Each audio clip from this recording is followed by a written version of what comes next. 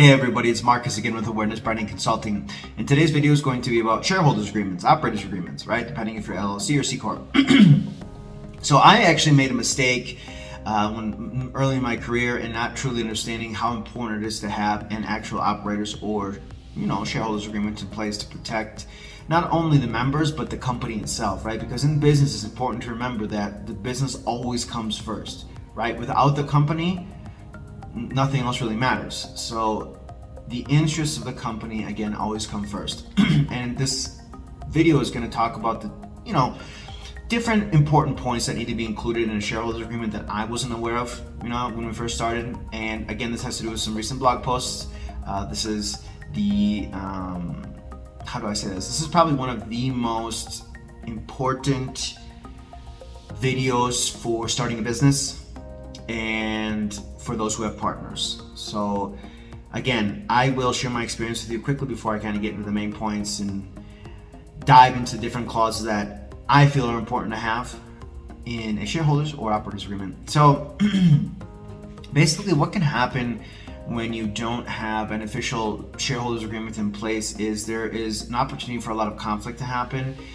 And many states, or at least state laws, state that if you don't have an actual shareholders agreement in place, let's say for a C Corp, and there are 3 partners, there are 4 partners, 5, whatever the number is, that if a dispute comes into play, technically everybody has an even distribution of shares, right? That's what most laws state. So even if amongst yourselves, person A agreed to have 51, person 2 wanted 25, person 3 wanted 15, and person 4 wanted the other, whatever the distribution is, if that was never signed in paper, if you never came to agreement, in front of a judge's eye, you all have equal distribution, which can create a lot of conflict. So it's very important to make sure that you have a shareholders or operators agreement in place before you actually start the business. Again, I made this mistake, big mistake, and this can cause nightmares, fiascos, very expensive on legal side, especially if anybody goes rogue or goes crazy. So it's important to keep that in mind, that if you have partners, regardless of the entity that you've legally structured as, generally as an LLC or C Corp, you need to have an operators agreement for the LLC or a shareholders agreement for the C Corp. Some key differences here are, when it comes to a C Corp, you actually have a board of directors, right? You all have voting shares, the way you have bylaws. I'm not going to go incredibly deep about this right now, but I want to give a summary overview of how the structures are commonly made up, or at least the way the agreements work. The shareholders agreement again has the bylaws, has board of directors, has voting share, different regulations than with LLC, right? You have the ability to structure in new investors and raise money in a lot of different ways than you would with an LLC. So those are really the main differences between an LLC and LLC. You don't have actual shares, you have a membership percentage, if that makes sense. And there are no bylaws so much. I guess you can have them, but generally bylaws aren't included in operators agreements. Again, I'm not going to go deep into this. We'll do another series with our legal team. We'll bring them on. This is going to be way months down the road, but we'll go deeper into different legality stuff and common things that are often overlooked. Again, this video is strictly for entry-level beginners looking at the type of legal structure they're getting into, and then the appropriate partnership agreements in writing, signed by everybody, that protects themselves as well as the business. So again, C Corp, LLC, C Corp is a shareholders agreement, and LLC is an operators agreement. Now, some of the clauses that I like to make sure that are included based on previous experience, again, by having had unfortunate interactions with crazy people on the business end, I've learned to always keep some key clauses in place. And I'm just going to talk about the C Corp, the shareholders agreement for now. You can still do similar things to LLC. Most of the different clauses are transferable, or at least the certain legal language that you want for certain protections.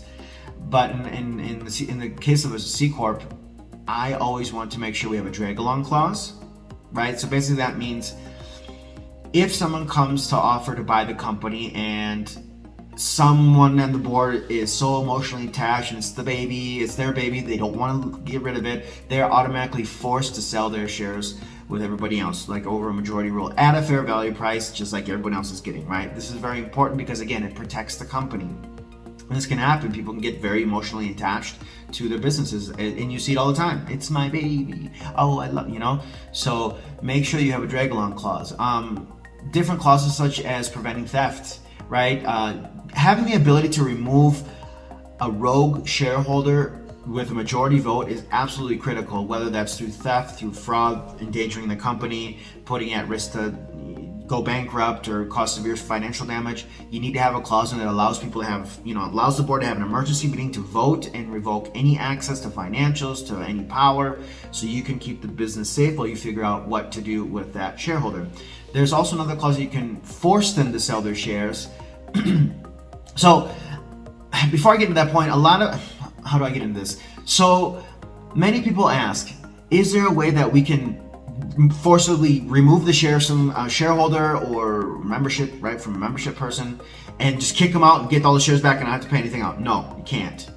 So that's the risk of working with partners, right? Because at any time, no matter how well you vet, like I mentioned in the previous videos, there's always a risk that certain life circumstances can cause someone to go really crazy and they could do something terribly damaging to the company, right? And again, that's why I always tell people when they're looking for business partners, focus on your why. Really do your best to vet, because that way you're always going to make sure that when stuff does go bad for certain shareholders, because again, there are unexpected life circumstances that, a terminal disease, a car accident, an unfortunate event, whatever it is can change people's chips and, and cause severe issues, life issues. So, so the whole point is you want to make sure that these clauses are in there to protect you, right?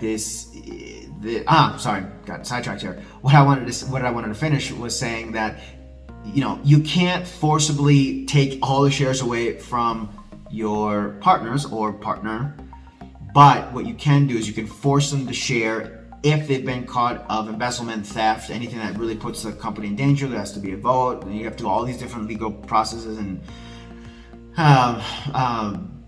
minute meetings and voting and resolution, all this different stuff, which I'm not going to get into in this video. That way you can force the shareholder to have to sell those shares, but they have to be paid at a reasonable fair market value share at what that company is currently worth at that point in time. If an unfortunate thing like an embezzlement, theft, fraud, anything like this would happen, a threat on another person's life, bad PR type things. So I really like to include clauses like that, because it not only puts your partners makes your partners accountable, it makes you accountable, and everybody has to have the same amount of accountability. That's the core executive team that makes the company run, grow, and become successful. Another clause I like in there too is just defining everybody's roles and responsibilities. If you're the CEO or CVO, right, Chief Visionary Officer, if you're the CMO, if you're this, if you're that, just make sure everyone's general duties are outlined on what the responsibilities are, what their roles are, who has access to, for example, in a membership, in an LLC agreement, who has access to books, who doesn't have access to books. Because generally in C Corps, if you're a shareholder on the board, right, a board member, you always have access to books. In an LLC, you can I think you can do this in the C Corp, but it's a lot more complicated, and don't quote me on this. But I see it more often in LLCs. In an LLC operators agreement, you can put a clause in there that allows people, that restricts financial book access to certain members. Why would you do this? I don't know. If you feel like you have to do this, you're probably not with the right people. But again, that is a possibility. So defining the rules and responsibilities for each participating member and shareholder, whatever. This is very important. Having the drag-along clauses, having first rights of refusal. So if you want to bring on additional investment, or someone's going to sell, if someone's going to sell their shares, right, we're talking about first right of refusal. If someone's going to sell their shares, they have to offer to you and your other partners first to buy their part, right, their shares or their membership interest, before they can offer to outside interested parties, whether it's an investment firm, friends, families, other colleagues. So having a first rights of refusal clause in there is very important, and just making sure that the overall transparency, having things in place that if shit hits the fan, here's what's going to happen, here's what we're going to do. Everyone's equally on the line for being responsible to make sure the company operates, succeeds, and fulfills what it's meant to do, right? Reaches its vision, or continues to reach towards its vision. So yeah, I just wanted to touch on that real quick about operators agreements, shareholders agreements. They are necessary documents. Please do not start a business without signing one unless you have, and even then it's still risky. You want to get an operators or shareholders agreement signed within a relatively quick time frame, so that it also has that psychological effect that it's serious. Everybody's on board. Like this is the ship that everybody signed up for. You're going out to sea. You have no idea when you're going to get to the destination. And again, infinite mindset is there really is no final destination, but there's different destinations as you progress and excel as a successful business owner. But have these agreements in place to protect the company, to protect each other, and so that you can ensure that you don't have to stress when things go bad or when they do happen, because things do go bad, right? It doesn't mean that the person one of your partners has to do something bad for something to go bad. Maybe someone passes away, or maybe someone's just like, I don't want to be part of the company anymore. I'm moving on to different things. Fine. Refer back to the agreements, look what the process is, do it, and everything will be smooth. Generally, right? If if your partners are generally good people and things are going the way they're supposed to. And again, if it's the other case, what's happened to me in the past, at least you have everything there to protect you as well, regardless of how crazy or not crazy the person goes. So again, thanks for listening to this video. Please like our channel, subscribe, leave any comments in the section. We're always here to help. We really hope that you take valuable insight and actual information from our videos so that you can implement in your business, or it can help you solve any obstacles or challenges that you're facing. And we deeply appreciate it. So we'll see you next time, and have a great day. Bye.